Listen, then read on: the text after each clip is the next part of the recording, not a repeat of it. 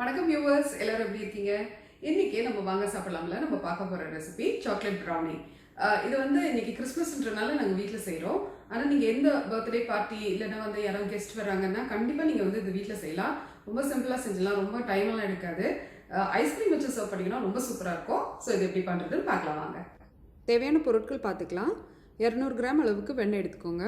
3/4 1 cup அளவுக்கு சர்க்கரை, 1/2 cup அளவுக்கு மைதா, கொக்கோ பவுடர் 3 டேபிள் ஸ்பூன், 4 பெரிய முட்டை எடுத்துக்கோங்க.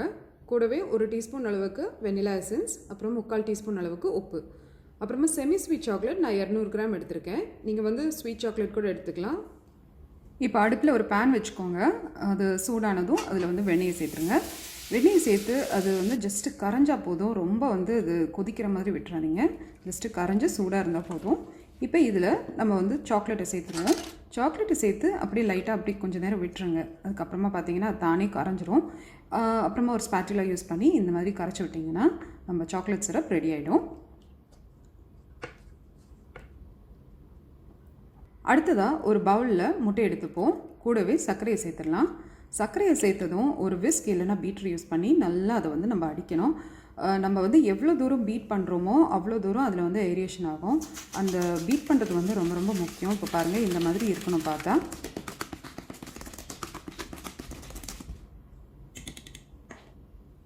இப்போ அடுத்ததாக நம்ம வந்து சாக்லேட் சிரப்பை சேர்த்துப்போம்.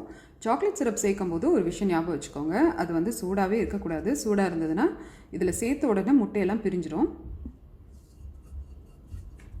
சாக்லேட் சிரப் சேர்த்ததுக்கப்புறமாவும் திரும்பவும் வந்து அந்த விஸ்க் இல்லைனா பீட்டர் வச்சு நல்லா இதே மாதிரி அடிச்சுக்கோங்க. அப்போ தான் அந்த ஏரியேஷன் வந்து அதில் அப்படியே மெயின்டைன் ஆகிட்டே வரும். இப்போ சைட் பை சைட் நம்ம வந்து அவனை ப்ரீஹீட் பண்ணிக்கலாம்.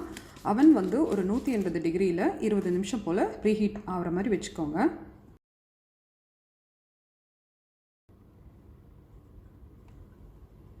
இப்போ இதில் 1 டீஸ்பூன் அளவுக்கு வெனிலா எசன்ஸ், அப்புறமா உப்பு, இது ரெண்டுத்தையும் சேர்த்துருங்க.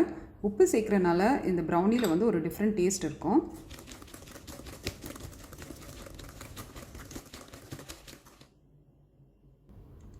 இப்போ இந்த மாதிரி ஒரு ஜல்லடை வச்சு அதில் நம்ம வந்து மைதா சேர்த்துருவோம். கூடவே 3 டேபிள் ஸ்பூன் அளவுக்கு கொக்கோ சேர்த்துருங்க. இப்போ இது நல்லா சலிச்சுக்கலாம். இப்போ மைதா கொக்கோ சேர்த்ததுக்கப்புறமா அதை வந்து நம்ம விஸ்க்கு இல்லைனா பீட்ரால் நம்ம வந்து அடிக்கக்கூடாது. இந்த மாதிரி ஒரு ஸ்பேட்டில் யூஸ் பண்ணி லைட்டாக வந்து இந்த மாதிரி கலந்து விடுங்க. அந்த ஏரியேஷன் நம்ம உள்ளே கொடுத்த ஏரியேஷன் அதே மாதிரி மெயின்டைன் ஆச்சுன்னா நம்ம ப்ரௌனி வந்து நல்லா சூப்பராக சாஃப்டாக வரும். இப்போ பேன் வந்து ரெடி பண்ணிக்கலாம். அதுக்கு இந்த மாதிரி நான் வந்து ஒரு ரெக்டாங்கிள் பேன் எடுத்துக்கேன். கீழே வந்து நல்லா வெண்ணெயை தடவிக்கோங்க. அதுக்கு மேலே வந்து ஒரு சைடாக வர மாதிரி இந்த மாதிரி பட்டர் ஷீட்டை போட்டுக்கோங்க. வெண்ணெய் இருந்ததுன்னா அந்த பேப்பர் வந்து அசையாமல் கரெக்டாக அந்த க்ரிப்பாக நிற்கும். அதே மாதிரி திருப்பியும் வந்து அது மேலே வெண்ணெயை தடவி ஆப்போசிட் சைடில் வந்து இதே மாதிரி பேப்பரை செட் பண்ணிக்கோங்க. இது வந்து ப்ரௌனியை உள்ளேருந்து எடுக்கிறதுக்கு வந்து ரொம்ப வசதியாக இருக்கும்.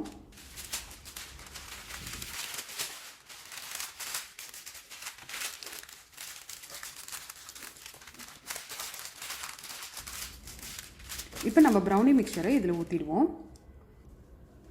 இப்போ ப்ரௌனி மிக்சரை ஊற்றினதுக்கப்புறமா அந்த டின்னை வந்து நல்லா 2-3 தடவை அப்படி தட்டி விட்டிங்கன்னா அதுக்குள்ளே ஏர் பபிள்ஸ் ஏதாவது இருந்ததுன்னா அது வந்து வெளியேறிடும்.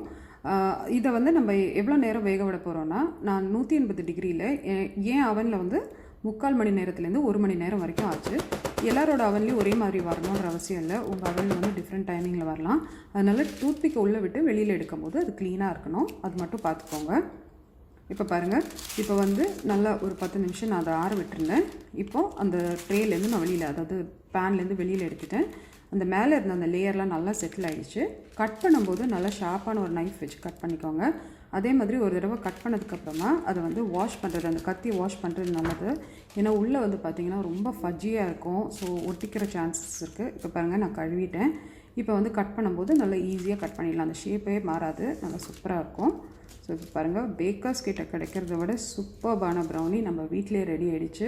கண்டிப்பாக நீங்களும் இதை ட்ரை பண்ணி பாருங்கள். நீங்களும் கண்டிப்பாக இதை ட்ரை பண்ணி பாருங்கள். உங்களுக்கு என் சேனல் பிடிச்சிருந்தனா சப்ஸ்கிரைப் பண்ண மறந்துடாதீங்க. வாங்க சாப்பிடலாம்.